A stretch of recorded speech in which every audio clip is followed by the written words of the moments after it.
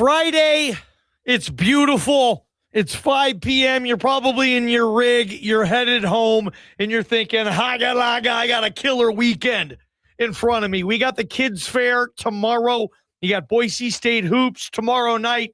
And wrapped around all of that, Prater, is the NFL Combine. And for a Boise State fan, you're not going to get too excited watching linemen work out, but that is the streak keeper. The keeper of the streak is Kage Casey this year for the Boise State Broncos. Open up the Taco Bell hotline. And how much, we're asking you, Boise State fan, what does it mean to you that you have this combine streak? Is it a big deal? Is it totally nothing? Or is it maybe a little something that you're proud of? 208-424-9300. That's where I wanted to ask both of you.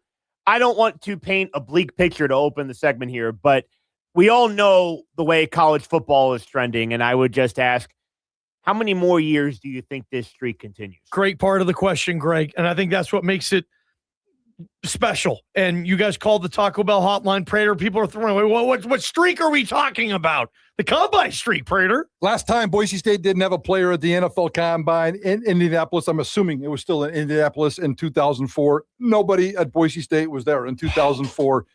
Kind of a sad, lonely year for Boise State. Then here comes kicker Tyler Jones in 2005. Didn't get drafted. We love Tyler Jones. He had a really fun NFL Boise State career. Here. Yeah, and then the very next year, guys, and this is kind of comparative to this year, the last time Boise State was represented at the NFL Combine by one person, and that one person was an offensive lineman, 2006, Darren College. That was the last time they only had and then one Darren College lineman started the streak, and all of a sudden, here we go. 58 Boise State players now have been taken by the NFL Combine. 72% of them have been drafted last year. Genty and Hassanin both went, so that was nice. That kind of stopped a little bit of a streak. The previous two seasons, 4 different players went to the Combine. Halani, Ojukwu, and Jones did not get drafted. J.L. Skinner did. So let's see if Kage Casey can. Well, Kage Casey is obviously going to get drafted. He's going to go Friday, second round, third round. I'm not sure the Combine on Sunday and the NFL Combine for offensive linemen, 11-3. That's when he'll be working out. That's when all offensive linemen will be working on Sunday, 11-3 on the NFL Network. You can catch Ryan Clady and a whole bunch of other offensive linemen doing their thing. So he's going to get drafted. I don't think he's going to blow anybody away. I don't think he's going to fail it. He's going to show up for a job interview and get a real solid B+ ball game. Yeah, Kage Casey, and we've talked to them a million times. We know how he's going to answer these questions. They'll like him. They're going to obviously talk about what happened with the bowl game, and it'll be interesting to hear if it does come back to us, what his answer is on that. Yeah, I was something I was wondering about, because obviously character is a big thing in these interviews. And the interesting thing, and I understand that you can opt out of a bowl game and still be considered a high character guy, but that whole week, I remember, was kind of weird. Like they started closing practice down there at Albertson Stadium and DeChevreau, wherever they were that week. And it kind of, we were like, well, what's going on? And then the next thing you know, I think it came out like the day before the bowl game. It was just boom, Kage Casey opting out, not playing. And it sounded like there were some people in the program that were not too happy with the way he handled that. But at the same time, that stuff goes on all over the country, I'm sure, in bowl season. So I do wonder, how much stock gets put into that by the NFL executives. I'm going to guess it doesn't come up, because I don't think this was a Kage Casey issue. He made the same decision that a lot of high draft picks make. I'm not going to play in the bowl game. I'm going to protect my assets. I think the NFL probably likes that. After that, this is a Spencer Danielson thing. I think Spencer Danielson is the one who's kind of screwed that up, and we certainly don't want to get off base here. Somebody might ask him a question. They get like 8 minutes or 12 minutes. There's 2 different levels of interviews. There's the short interviews, and then there's the longer interviews. And that's what he's doing today and tomorrow. And he's doing all the medical exams, being poked and prodded and running around in his underwear and measurements and all the team interviews. So if you've got 8 to 12 minutes or an extended interview because you really want to, and I think you have a limited number of extended interviews you can ask for, I'm not sure how much you're going to do that. So maybe it might come up. True. I don't think, it might come up, but I don't think it will, because I don't think this was a Kage Casey thing. And I think it was more of a Boise local market story thing. So we'll see. I mean, these guys obviously do their homework on these players, and we'll see if it comes up. But I certainly wouldn't ding Kage Casey for what happened here. I mean, I think we're past the point at the combine interview where they say why you didn't play in the bowl game. No. But are we past the point if they even say, well, you didn't play in the bowl game, but you didn't attend? What was that about? And then he can say, honestly, my coach didn't want the distraction. Maybe he was a little disappointed that I didn't want to play. So be it. Fine. I mean, Kage Casey's different too. He's married. That's different than being a regular student athlete. We've seen the married dudes. Yep. They have a different mindset, man. Braxton Feely, married. He was in Miami looking for another place to play last season as well. So it is different from that regard, but now it's just about football. And it's about working out. It's about lifting, 40-yard dash, vertical, broad jump, 3-cone, 20-yard shuttle. Kage Casey, I would hope, does all of it. And I looked at the complete list of offensive linemen at the combine this weekend. There's going to be a ton of them. Was Kage the only group of 5 linemen you saw on the entire list, Michael, Forrest, Prater? Because I'd have to double check, but as far as my list goes, Kage Casey was the only player. I think there was one Memphis guy.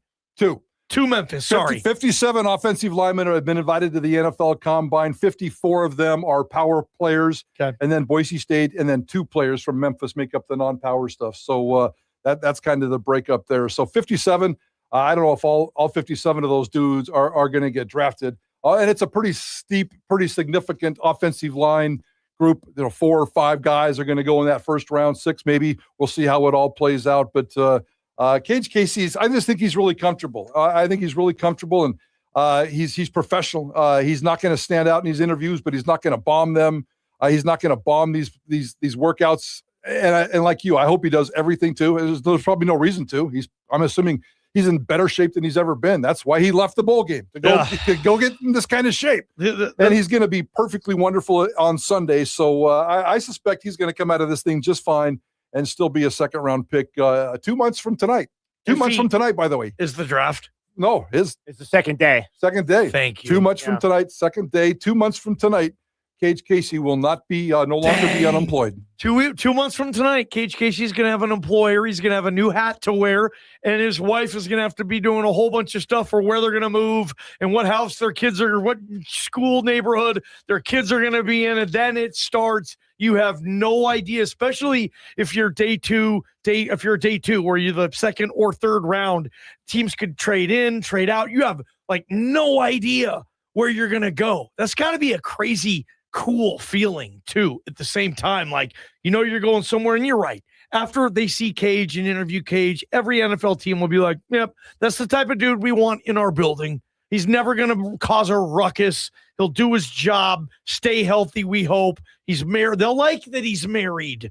NFL guys will like that too. He's an adult, and he deals with other issues that most kids that age don't. And let's hope he works out well. I hope he's on the bench. The one thing that I don't like is when linemen don't bench. It's because they don't bench well, and they're worried. They're going to go there, and they're going to look like the weakling of the group. Now, usually offensive linemen, you're going to bench 225 pounds. Most guys get at least 30, and anything over 40 is like spectacular. So hopefully Kage Casey is somewhere in the middle, 32, 33, something like that. And I want to see all those workouts, but he maybe doesn't do the bench. I don't know. The one thing too that I would say, as far as the on-field game tape, I feel like for the most part, there's not a lot of bad tape. I mean, I know that at the beginning of the season, before the season, there was some buzz about, hey, this guy could be a first-round pick. And maybe some of that was a bit overblown. Maybe some of that was, the Boise State brand getting elevated because mock drafters in July like to put 1 or 2 G6 guys in there just to show the G6 some love. But at the end of the day, now that the dust has settled and we're 2 months out, I think we all kind of felt like this guy was a day 2 pick, and that's where he's going to end up. So I kind of feel like his on-field evaluation is going to kind of line up the way it probably was always going to, right? Yeah, I would thoroughly agree with that, 100%. And going back to the character thing, the one thing that might come up, and the one story that was really cool a couple of weeks ago, guys, is you remember the Senior Bowl. He was invited to the Senior Bowl, Mobile, Alabama. That's when the Midwest and the upper South part of the country was going through severe ice storms and massive storms, and there was no way for him to fly from Boise to Mobile, Alabama. The dude got in a car. It's a good call here. And drove by himself all the way to Mobile, Alabama, just to get there on time to report for duty or whatever it was. So I thought that was a pretty cool sacrifice. I guarantee you that story was told 1,000 times at the Senior Bowl and circulated amongst these NFL knuckleheads, and that may get back. So if anything, I think the character issue, that will stand out a little bit. He'll probably be asked about that, and the NFL guys are going to dig that kind of stuff. But that's just kind of the guy that Kage Casey is, period. That's a great one. He could have easily said, nah, I'm good, and people would have said, okay, we get it. But he didn't. He got in a car and he drove himself. Great stuff. He was a Lithia Ford of Boise guy, and in our last remote, when we were there at the store, I did ask Jim Sturk. I said, "Did you hear about Kage Casey and him having to get all the way to Alabama to drive?" And he goes, "No, I didn't hear that one." Kage never called him and asked him for a car. Wow. He just got in his old minivan, probably, or maybe he rented a car. I don't know. Sturkage would have totally helped him up, man. He's a good guy. What's that streak mean to you as a Boise State fan? You've sent at least one player to the NFL Combine every year since 2005. What's it mean to you, Boise State fan? 208-424-9300. Our favorite segment of the week. Friday 5 next. KTIK, The Ticket. From the Beacon Plumbing Traffic Studio, this is Ticket Traffic. Join Bill